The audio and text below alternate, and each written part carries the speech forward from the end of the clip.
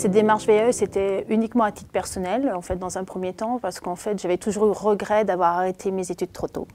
Du fait que, bon, j'avais arrêté très tôt, j'avais 17 ans et demi, et j'avais tout de suite trouvé un emploi. Donc, j'avais toujours eu regret de ne pas avoir poursuivi mes études, en fait. Sortant de l'armée, je n'avais pas d'équivalence entre ma formation militaire et ma formation civile. Donc, je me retrouvais dans le civil avec aucune qualification équivalente. Donc, il fallait que je trouve une solution. Ce qui m'intéressait dans cette VAE, c'était le fait de pouvoir mettre mes connaissances de sapeur-pompier volontaire au profit d'un travail dans lequel je me sens bien. Et grâce à la VAE, je suis agent de sécurité incendie à l'Estuaire de la Vendée depuis bientôt 3 ans. Avec mon bac, je trouvais que je n'avais pas l'emploi que je savais faire, alors c'est vrai que j'ai voulu faire valider mes acquis. Je voulais savoir où j'en étais, moi. Parce que c'est vrai que j'avais fait beaucoup d'intérim, j'avais été responsable d'une petite entreprise. Et lorsque je devais donner mon CV, je trouvais que mon CV était un peu maigre. Il y avait les expériences, mais j'avais envie de savoir exactement où j'en étais. J'avais passé un BT Industrie de l'habillement en 1979 et donc je commençais à envisager de retrouver un autre travail.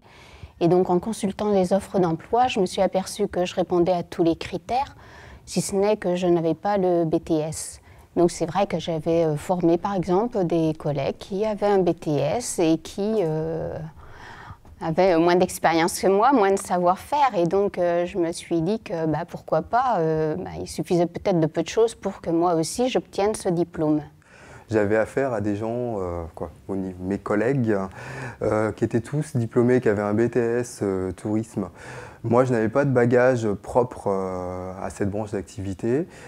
Étant donné que j'avais quand même une longue expérience, plus de 4 ans, et que j'avais travaillé également dans le tourisme, la démarche de VAE m'a permis en fait d'homologuer ces compétences et d'avoir un diplôme pour me faire reconnaître dans l'entreprise. J'étais aux acédiques. Et c'était pas une période très revalorisante. Donc j'ai voulu en sortir en me disant, mais puisqu'on nous propose cette reconnaissance de nos années passées à la fois dans le bénévolat et en tant que salariée et en tant que collaboratrice, donc je me suis dit, voilà, c'est une chance pour moi de rebondir. J'ai des amis qui ont fait une VAE, qui m'en parlaient, qui me disaient que c'était bien, et je sentais que j'étais prête. J'étais pas faite pour les études après le bac. Et je sentais que je me sentais capable d'obtenir ce diplôme. J'avais déjà fait un bilan de compétences et il y a quelques années. Ça m'avait permis de me faire un petit bilan sur soi. À un moment, c'est bien. Et la VAE, ça me permettait aussi de m'épanouir en plus dans mon travail. Ce qui, pour moi, la VAE ne va pas changer au niveau de mon travail, parce que je n'ai pas l'intention de quitter mon établissement.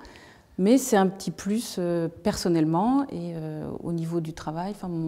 Mon responsable de service me soutient dans cette démarche. Je connaissais la VAE depuis longtemps. À l'époque, elle n'était pas comme aujourd'hui, elle n'était pas accompagnée, elle était payante. Aujourd'hui, on est accompagné, elle peut être financée. Donc je suis retournée vers cette VAE qui pour moi était indispensable. C'est une volonté de la direction de mettre en place des démarches VAE. Tout d'abord, on a commencé avec 4 animateurs de réseau. On s'est orienté vers un BTS Management des unités commerciales parce que c'était un besoin. On se retrouvait avec une population d'animateurs qui n'avaient pas forcément de diplôme et qui souhaitaient reconnaître leur expérience par un diplôme. Donc on a rencontré quelqu'un de l'Éducation nationale qui nous a expliqué aussi la démarche de la VAE. Et à cette occasion, on a rencontré également une personne du Greta qui, par la suite, va suivre l'accompagnement des salariés. Effectivement, nous, employeurs, nous prenons en charge l'ensemble des frais afférents à l'accompagnement, donc tous les frais pédagogiques, effectivement, les frais de déplacement, de restauration qui sont liés. Et en contrepartie, donc dans un système effectivement gagnant-gagnant, nous décomptons donc sur le compteur DIF, donc droit individuel à la formation des salariés, et bien ces heures d'accompagnement. Au début, on a ces réunions d'information où on nous présente la VAE, le cursus, pas l'organigramme, mais bon, comment ça va se dérouler. Ils ont 2 livrets à effectuer. Le livret 1, qui est plus un livret sur la généralité de leur travail, et le livret 2, qui est plus après, pour rentrer dans des actions très précises. En fait, les questions, c'est les mêmes pour tout le monde. Même si tu es un un frigoriste pour un diplôme frigoriste ou pour un électromécanicien et tout ça. Et chacun, il faut décrire ses activités avec les mêmes questions. Un formateur il m'a aidé au départ, il m'a expliqué comment il fallait décrire mes activités. Il n'y a pas de difficulté, c'est une question de tenir et de ne pas se laisser abattre. Donc il propose des aides, donc des entretiens individuels, des réunions d'aide à la rédaction via Greta qu'il faut faire, qui est important à faire parce que ça reste assez compliqué. Il faut utiliser les aides qu'il nous propose, qui est importante et qui facilite la réussite.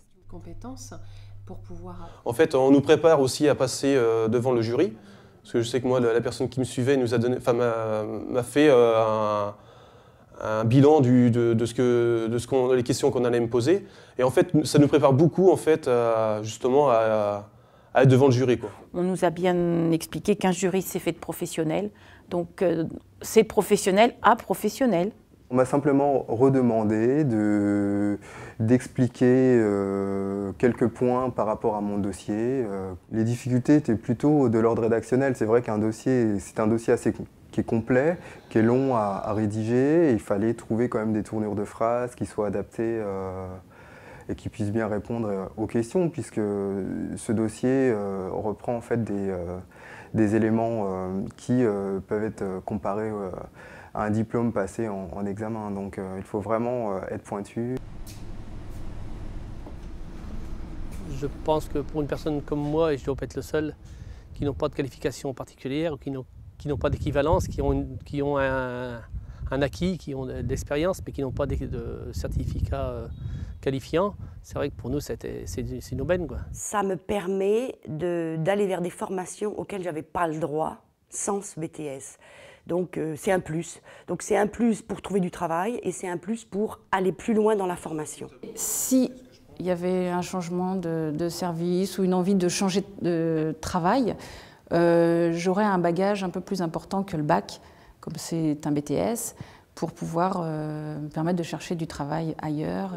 Un diplôme supérieur va faire que j'aurai un meilleur salaire, un autre travail plus intéressant.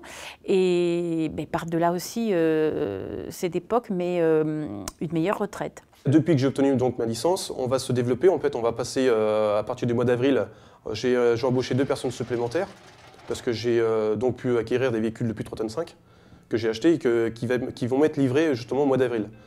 Donc là, à partir du mois d'avril, on va passer de 3 personnes à 5, plus une secrétaire, donc ce qui va faire 6 personnes.